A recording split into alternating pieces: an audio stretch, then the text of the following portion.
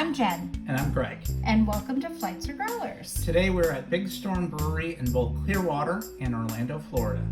So we're starting off here with our video in Clearwater, and very excited to go here. They've made some changes since the last time you were there, Greg, right? Yeah, located not too far off I-75 in Clearwater. Big Storm Brewery is a brewery that I've been to a couple times, and they've added this outdoor canopy. You see this beer garden section since I was there last time. It used to be all included in this building here you see on the right. Yeah, so I've never been, so I was very excited to pull up and see this outdoor seating area.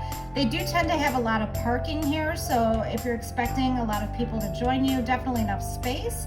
They do seem to be open every single day and lots of room for everybody. Yep, and on our trip here today, we decided to sit outside and enjoy the weather. It was a beautiful day, beautiful Sunday day. We started with some waters, but then we moved on to flights of beer and some food. And lots of big televisions outside too. But this is the interior space. You can kind of get a view of the brewery operations, but also the inside bar. Yeah, the bar is really nice and comfortable, and when I've been here in the past, they've had musicians playing inside. There weren't anybody playing in there today. They also feature merchandise and a cooler for to-go beer.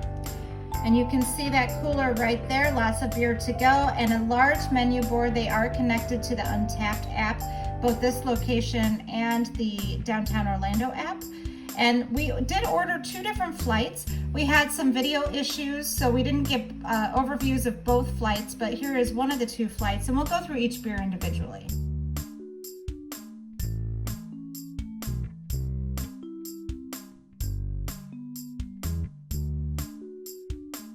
So the first beer we're going to try here is the Sunny Key Lime Wheat.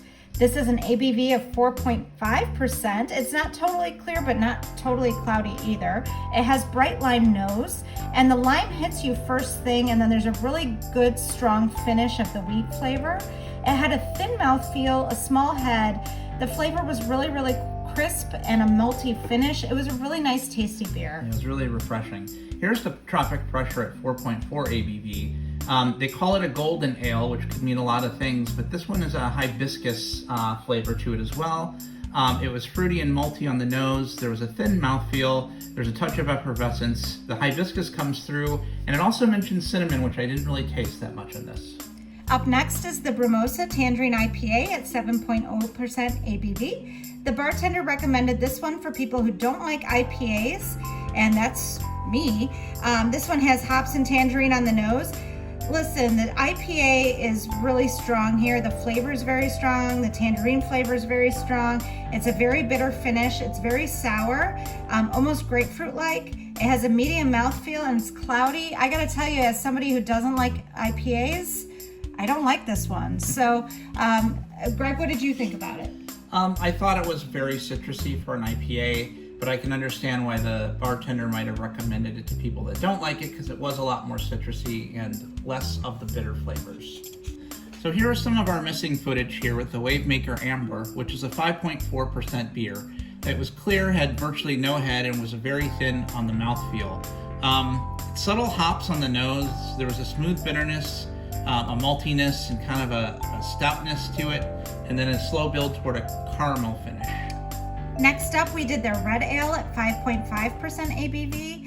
It had a malty aroma, a pretty low head, a thin nose. It was toasty, biscuity flavor, a pretty thin mouthfeel.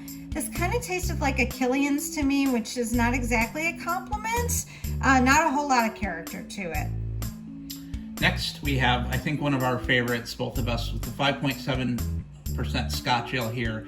As you can see, it's clear, it had a big head, it was very effervescent, a malty nose, toffee, malty finish, slight dark fruit on the finish too.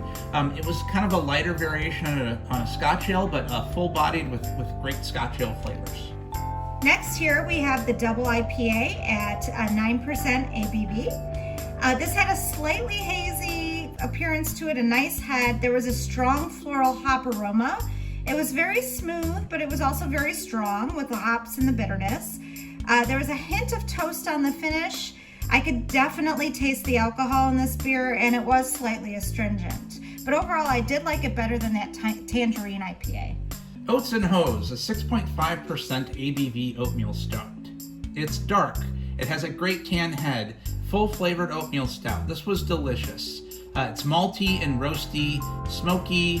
It had great legs, or whatever you call them on beer, and a chocolatey, toasty nose. This was so good. Yeah, we actually brought some cans of this home with us. So this is our merchandise wall here that we have in Clearwater. A pretty extensive merchandise collection, lots of hats and bags and t-shirts, glasses, growlers, lots of things for you to take home and enjoy, to remember your time at the brewery. Really kind of standard, but you know, really nice. I love the logo here for Big Storm. It's very clean, very fresh. You could see it on their coasters. You know, really just a nice selection. Also, they have their own custom Bloody Mary mix there and their own custom vodkas as well. So I guess you have everything you need to make a Bloody Mary. Vegetarians and vegans beware, there is clam juice in that Bloody Mary mix. Yeah. So we do have footage of our food, but it got lost in the mail. So Greg, you had the grouper. What did you think of the grouper sandwich? I thought the grouper sandwich was delicious. It was blackened. They said it was locally caught. I enjoyed that very much. What did you have, Jen? So I had the caprese sandwich, but I left the chicken off of that. It's an open-faced caprese sandwich. And honestly, the bun was a little tough. It really kind of was tough to cut through and eat, but it had really good flavor. The cheese was delicious, and there was a lot of it. The fries themselves, I think you got fries too, needed some salt. It was nothing special, but it was good to kind of like create a base around that food. Yeah, the staff at Big Storm was super nice. The music was great, and most of the beers were really well made. We enjoyed most of the beers and would go back there again if given a chance. Absolutely. And then we were pleased to find their downtown Orlando location. So downtown Orlando, they are located in the Amway Center actually, which is right down the street from where the Orlando City soccer team plays and attached to the Amway Center. So if you're looking for basketball or concerts, or I think they even do arena football there, I'm not even sure. But it's a really great space. Look, they've got all of that outdoor space to seat you during any sort of big game or appearance kind of situation. Yeah, we didn't actually know this place was there. We were lucky to find it while we were out and about. But we did end up getting there late in the afternoon on Memorial Day, so I think most people were already headed home after a long weekend, and we found the place to be relatively empty. There were some patrons here and there, but it wasn't overly crowded the day that we were there. Yeah, mostly deserted, but if you're there for a game or event, you do need to make sure that you are inside of that fenced area. You cannot take your beverages outside that fence. So just be aware of that, and they do tend to get very crowded. This is the indoor area, as you can see, and they do kind of have a beer pong championship table set up. That is just for a special event. That's not always there. And you can see they've got a kind of a sidebar where it looks like they're doing brewing, but they actually aren't doing that yet. That's not going to be available until a little bit down the road. This place to me actually opened until March of 2021.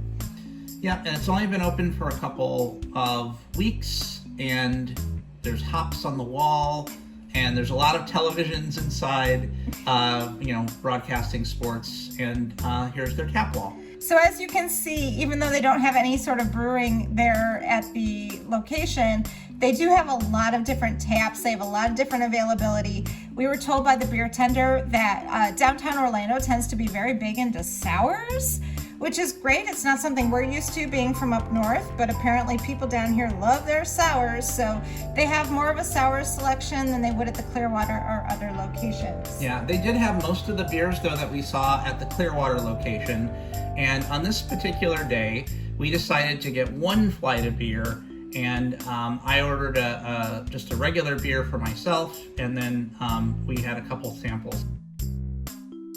I ordered the Starkey Strawberry Blonde Ale, which was a 4.3% ABV. It was fruit forward, it had a lovely color, and it was delightful. I could have had multiple, but was driving, so just kept to one beer that evening. Jen, what did you think? Yeah, it was really great. It had a strong berry nose, a full mouthfeel. The blonde in it actually really popped. Sometimes when you put fruit over a blonde ale, the blonde tendencies tend to get buried, and that really wasn't the case. It was really nicely balanced. So like Greg said, we opted to do a flight here, but just one flight, the Bay Beer Lager. the lavender lemon Berliner Weiss, the blueberry lemon Tort Ale, and the Lie to Me chocolate cherry stout.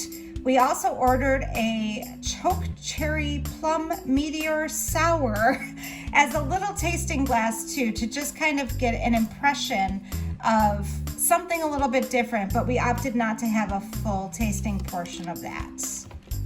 Up first on this flight is the Bay Beer Lager American Light at 4% ABV. It has a really light aroma and a neutral, crisp, kind of light body. It has high carbonation, and it really has that strong German Pilsner flavor. It was a really refreshing light lager, something you'd get from one of the bigger brands, but this had a lot more flavor than those. Yeah, definitely a lot more flavor than like your Miller or your Budweiser. Very, very good. Next was the Lavender Lemon Berliner Weiss at 4.3% ABV. It had a lemony nose, a very thin mouthfeel. It was lemon forward, but it was subtle. Like, it doesn't hit you over the head with it. To me, the lavender flavor was almost non-existent, but Greg, you said you tasted the lavender. I did taste the lavender. It was kind of subtle on the mid-palate. Yeah, but overall, this is very sour and tart. If you like a sour beer, that's going to do it for you. Next up is the Blueberry Lemon Tort Ale at 5.7% ABV. This one has a strong blueberry nose and a full mouthfeel. It's very berry forward with a lingering blueberry finish and a lemon finish as well. But even though those flavors are very strong, I don't know what to say. Overall, it's very subtle. So you can taste those flavors, but it's not cloyingly sweet. It doesn't hit you over the head. It was very pleasant and subtle. The blueberry was very pronounced, though. Very pronounced, but not too sickeningly sweet. Next up is the Lie to Me Chocolate Cherry Stout at 10.5% ABV. This had a strong cherry nose. It was chocolate forward with cherry on the finish, a full mouthfeel, a very strong, beautiful tan head. Really, this just tasted overall like cherry chocolate desserty goodness. Yeah, it was like a cordial you would get during the holidays with the cherry in the center, and it was delightful. So next up, we got a taster of the Choke Cherry Plum Meteor Sour at 4% ABV. This one had beautiful cherry on the nose and a beautiful purple head. Oh my gosh, this beer was so pretty. It had a dark plum color. It had very tart cherry flavor, a very thin mouthfeel. I was expecting it to be a fuller mouthfeel, and it wasn't. And oh my goodness, such a dry finish. You would think with a berry beer you wouldn't have that much finish, but oh my gosh, it was so dry. Yeah, gorgeous color. This thing was surprisingly good.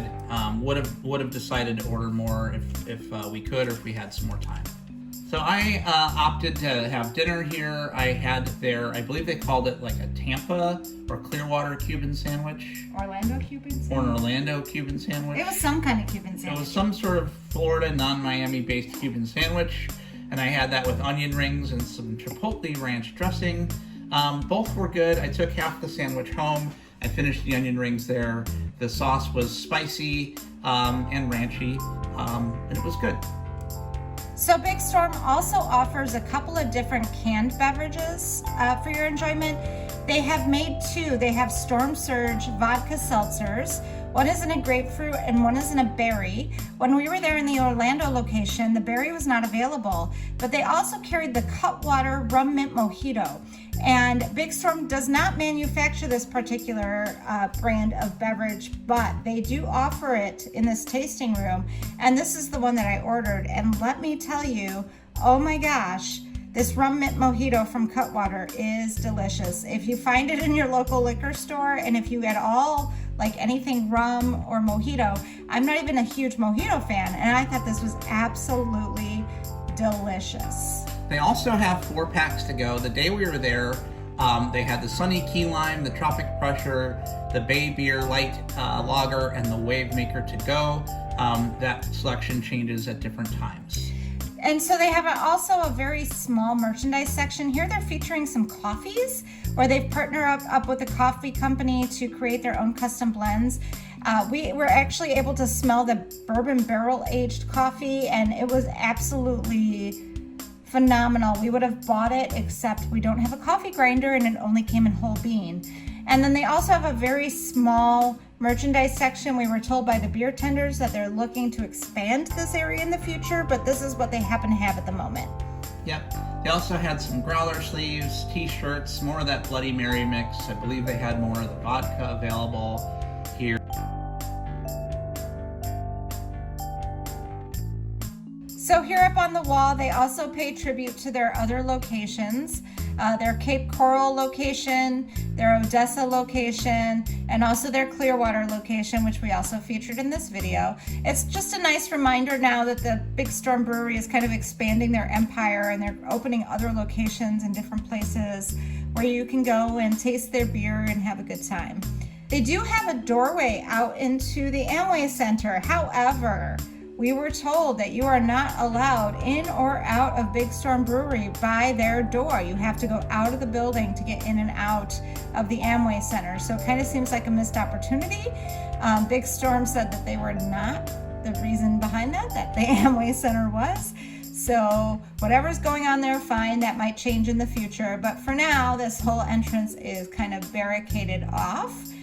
But they do have some really kind of nice brewery decor there for you to look at.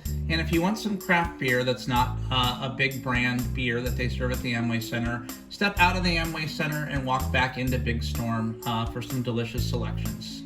Okay, so that's our show at Big Storm Brewery. Yep. Please like and subscribe down below, as it really does help us out. Yeah, it really does help us out, and we have some big shows planned for you for the future, so liking and subscribing, it really does help us to keep producing these videos for you in the future. Anyway, I'm Jen. And I'm Greg. And we'll see you at the brewery.